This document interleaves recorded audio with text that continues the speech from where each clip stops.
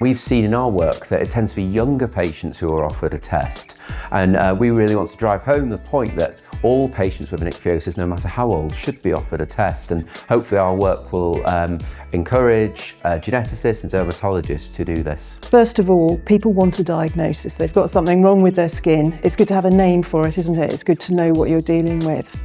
It's also important to get a correct diagnosis so you can get the correct treatment and you can get the correct access to care that you require. It wasn't until she was 3 years old and I literally was banging my head against a brick wall. She'd had this massive flare-up. I literally didn't know what to do. So I got an emergency appointment with the dermatologist and I said, I want a second opinion. And that's when they sent me to another hospital where we had a meeting and Tali was sat actually literally in her pants, 3 years old, and there were about 9 doctors that came in. They thought it was ichthyosis, but they wasn't sure. They referred us to a different hospital further away from home.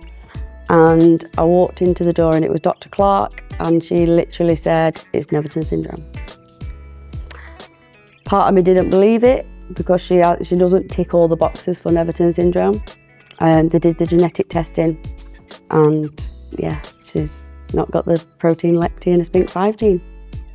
So we do the Ready, Steady, Go questionnaire, and by doing that we empower patients in decision making and we try to involve them in the decisions and ask them. So we direct the questions to the patient instead to the family. So we ask them what they do for their skincare, their routine, how they manage, what they know about the condition. And it's actually very helpful because by doing these questionnaires, there are many things that have transpired throughout these consultations that we have been able to address within this clinic. So it's a process mainly from the age of 12, 13 until they reach the age of 16. So for example, we can use something called single cell RNA sequencing to look at every gene that's expressed in the cells in the skin. So that's very interesting from the perspective of ichthyosis. Secondly, there are some interesting developments in possible trials for the future. One is a company called Crystal in America, who has developed a topical treatment for epidermolysis bullosa, are trying to do the same thing for patients who have TGM1 deficiency, which causes lamellar ichthyosis.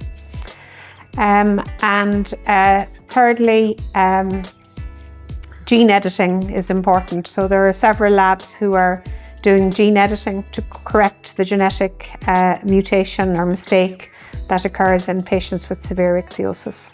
The problem with gene-based therapy development is it's expensive. So specific gene editing has to be developed for every mutation.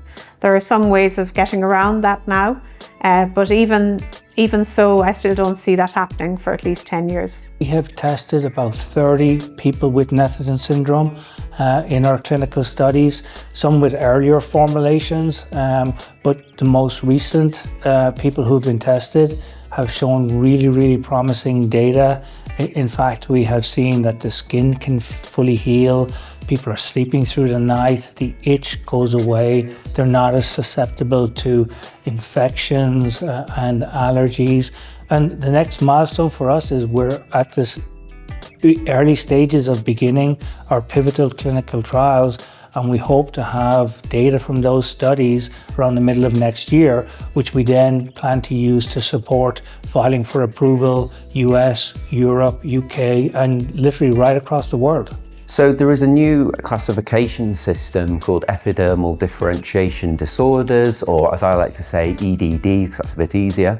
And this is basically going to group together the ichthyoses, palmoplantar keratoderma, and a few other conditions into one umbrella term. There are definite advantages to that because it should encourage all patients to be able to get a genetic test, and it should help make it easier to discover new treatments for those patients. I think the thing that's most misunderstood about ichthyosis is regarding creams and moisturising. I've gotten a lot of comments growing up about you don't moisturise, or have you ever heard of cream? I say one thing that's massively misunderstood is people think it's contagious. and the fact that it is called a disease, whereas I always say, no, it's not a disease, it's a condition. You can't catch it. Whereas a lot of people think, you know, that's something that they can catch. And it does get quite upsetting sometimes when people think that and they don't actually listen to what you're saying. I mean, rare conditions don't get that much recognition. And it's a question for us to make sure that the medical profession, dermatologists, because if they don't specialise in rare skin conditions, they won't know what's going on. So to make it as straightforward as we can for them to understand what this condition is about. The Ichthyosis support group's phenomenally important, and we have a really close partnership which has been really sort of fruitful over the years. They provide such holistic support for people living with ichthyosis or people in their families with ichthyosis. They really take the broader view. So whereas I can deliver medical care, the ISG is there to offer advice, guidance on all sorts of different areas that can be affected, you know, be that schooling, workforce, wider benefits, things like that.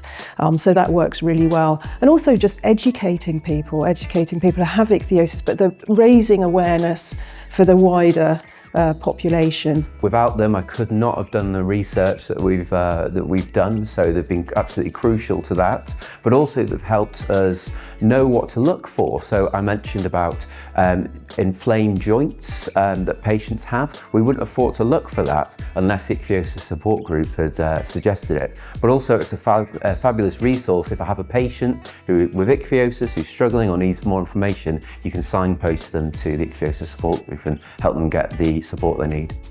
If you look at this event here today, for families, it's a safety net. Like it's a resource. They can go and talk to people who have a shared experience.